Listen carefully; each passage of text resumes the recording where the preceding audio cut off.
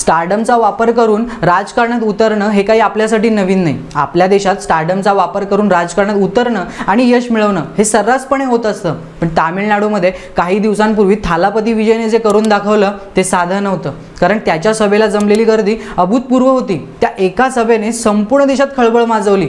एका अभिनेत्याला जनतेकडून मिळणारं प्रेम आणि त्यानंतर राजकारणात त्याला मिळू शकणारं यश ह्या विचारानेच मोठमोठ्या राजकारण्यांचे धाबे दणाणले असतील। या सभेनंतर संपूर्ण देशात चर्चा रंगली आहे की थालापती विजय आता तामिळनाडूचा मुख्यमंत्री नक्कीच होईल। पण हे खरंच शक्य आहे का, आणि शक्य असेल तर ते कसं, याबद्दल तामिळनाडू आणि विजयचा इतिहास काय सांगतो। नमस्कार, मी विशाल आणि याच सगळ्या विषयाबद्दल आपण या व्हिडिओमध्ये माहिती मिळवणार आहोत। कारण देशभरात राजकारणात घडणाऱ्या घडामोडी कधी ना कधी आपल्याशी थेट संबंधित असतातच, म्हणून हा विषय आपलाच आहे। मंडळी, आपल्या देशात एखादा अभिनेता किंवा अभिनेत्री राजकारणात उतरून यश मिळवतात याची चिक्कार उदाहरणं आपण पाहिलेत। आधी स्वतःचं स्टारडम उभं करायचं आणि हळूहळू राजकारणाच्या वाटेवर जायचं। पण तामिळनाडूच्या मदुराईमध्ये थालापती विजयने जे करून दाखवलं ते फक्त त्याचं स्टारडम नव्हतं, तर त्याच्यासाठी लोकांचं असलेलं खरंखुरं प्रेम आणि त्याच्याकडून असलेल्या लोकांच्या अपेक्षा याचं जिवंत उदाहरण होतं। पण प्रश्न असा येतो की याआधी पण तामिळनाडू स्टारडमचा वापर करून राजकारणात उतरून थेट मुख्यमंत्रीपद भूषवणारे MGR, जयललिता, करुणानिधी ही उदाहरणं आहेतच। पण मग विजयमध्ये असं खास काय की त्याची एक सभा देशपातळीवरची चर्चा बनली? तर त्याचं उत्तर विजयची पार्श्वभूमी आहे। विजयने याआधी तामिळनाडू जी काही खळबळ माजवली आहे त्यातच विजयच्या या अभूतपूर्व सभेचं उत्तर आहे। कारण विजयने याआधी एकाएकी 169 पैकी 115 ते 129 उमेदवार निवडून आणले होते आणि हे काही साधं सुद्धा काम नव्हतं। काहीच राजकीय पार्श्वभूमी नसताना विजयने हे शक्य करून दाखवलं होतं। आता विजयने हे कसं केलं आणि नेमकं काय केलं की एका फटक्यात 169 पैकी 115 ते 129 उमेदवार निवडून आले, तेच आपण पुढे पाहणार आहोत। विजयला आधीपासूनच अभिनयाची प्रचंड आवड होती। अगदी लहान वयापासूनच तो अभिनय क्षेत्रात उतरून यश मिळवत गेला। त्याचा एखादा चित्रपट आला की थिएटर्स हाऊसफुल व्हायची।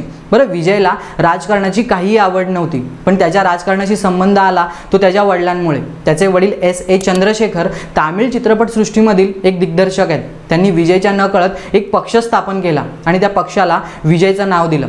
पण विजयला हे अजिबात आवडलं नाही। त्याने थेट मीडियासमोर येत माझा या पक्षाशी काहीही संबंध नसल्याचं सांगितलं, कारण त्याला स्वतःचं अस्तित्व निर्माण करायचं होतं।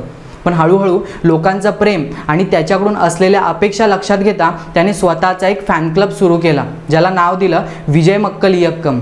1993 ते 94च्या सुमारास विजयचे चाहते वेगवेगळ्या गावात आपापले फॅन क्लब स्थापन करू लागले। पण विजयने ते फक्त फिल्मपुरतं मर्यादित न ठेवता हळूहळू त्या फॅन क्लबना एक दिशा दिली आणि मोठं संघटन बनवलं। विजय मक्कल इयक्कम हे फॅन क्लब फक्त चित्रपट प्रचारासाठी मर्यादित न ठेवता ते लोकांमध्ये जाऊन सामाजिक कार्यक्रम करायला लागले। रक्तदान शिबिर, शैक्षणिक मदत, नैसर्गिक आपत्तीच्या काळात मदत कार्य, यामुळे हा फॅन क्लब लोकांच्या जीवनात थेट पोहोचला। स्थानिक स्वराज्य संस्थांच्या निवडणुकीत विजयच्या विजय मक्कल इयक्कमने 169 स्वतंत्र म्हणजेच अपक्ष उमेदवारांना पाठिंबा दिला। तामिळनाडूमधले DMK, AIADMK आणि काँग्रेससारखे मोठे पक्ष जिथे आपापसात जोर आजमावत होते तिथे लोकांनी विजयच्या पीपल्स मुवमेंटला पसंती दिली आणि विजयने पाठिंबा दिलेले 169 पैकी 115 अपक्ष उमेदवार निवडून आले।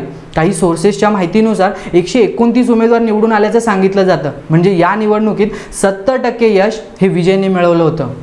आणि विशेष म्हणजे विजयने स्वतः या निवडणुकीसाठी प्रचार केलाच नव्हता। विजयच्या नावानेच हे 115 उमेदवार निवडून आले। विजयने स्वतः जरी प्रचार केला नसला तरी त्याने चित्रपटांमधून जनतेसाठी लढणारा हिरो अशी इमेज आधीपासूनच लोकांच्या मनात तयार केली होती। त्यामुळेच रीलमधली इमेज आपोआपच रिअलमध्ये कन्वर्ट होत गेली। या निवडणुकीच्या वेळी विजयने स्वतः कोणतेही राजकीय भाषण केलं नव्हतं, कुठे थेट प्रचारही केला नव्हता। त्याने स्वतःला लो प्रोफाईल दाखवलं, पण त्याच्या फॅन मेंबर्सनी गावागावात जाऊन विजयचा संदेश लोकांपर्यंत पोहोचवला। आम्ही विजयसाठी नाही तर गावाच्या भल्यासाठी, उज्ज्वल भविष्यासाठी आलो आहोत असा नरेटिव्ह सेट केला। DMK, AIADMK वर वारंवार भ्रष्टाचाराचे आरोप होत असताना विजयचा no corruption, no caste politics हा संदेश लोकांना ताजा वाटला। थेट प्रचार न करता त्याने त्याच्या फोटोमधून, पोस्टरमधून आणि चित्रपटांमधल्या डायलॉगमधून लोकांमध्ये स्वतःची जादू चालवली। थेट राजकारणात न उतरता विजयने या फॅन क्लबच्या माध्यमातून सायलेंट पॉलिटिकल एंट्री केली होती। मग आता विचार करा, त्यावेळी फक्त विजयचं नाव असलेल्या फॅन क्लबच्या पाठिंब्याने 115 उमेदवार निवडून येऊ शकतात, तर विजय आता थेट राजकारणात प्रवेश करतोय। अशा वेळी तामिळनाडू आणि एकंदरीत देशाचं राजकारण कसं होईल? विजयने केलेला एक मिनी पॉलिटिकल एक्सपेरिमेंट जर इतका यशस्वी होत असेल तर आता तर त्याच्याकडे ग्रासरूट लेवलवरती मजबूत कार्यकर्त्यांचं बळ आहे. अशा वेळी DMK, AIADMK सारखे मोठे पक्ष चिंतेत आले असणार इतकं मात्र नक्की. कारण विजयच्या एका सभेसाठी लोक इतकी वेडी असतील तर विजय मुख्यमंत्री पदासाठी निवडणुकीत उतरल्यावर तामिळनाडूच्या राजकारणाचं एकंदरीत चित्र काय असेल हे आपल्याला लक्षात येते. तामिळनाडूमधील विजयची पॉलिटिकल ताकद आता प्रचंड वाढते. अशातच तामिळनाडूतल्या 2026च्या विधानसभा निवडणुका नक्कीच देशात गाजतील इतकं मात्र ठरलंय. कारण विजयच्या मदुराई सभेमधलं दृश्य डोळ्याचं पारणं फिटणारं होतं. तर मंडळी, तुम्हाला काय वाटतं, थालापती विजय तामिळनाडूचा मुख्यमंत्री होऊ शकतो का? सभेतील गर्दी मतांमध्ये रूपांतरित होईल का? कमेंट करून नक्की सांगा. माहिती आवडली असेल तर लाईक करा, शेअर करा आणि विषय आपलाच याला सबस्क्राईब करा.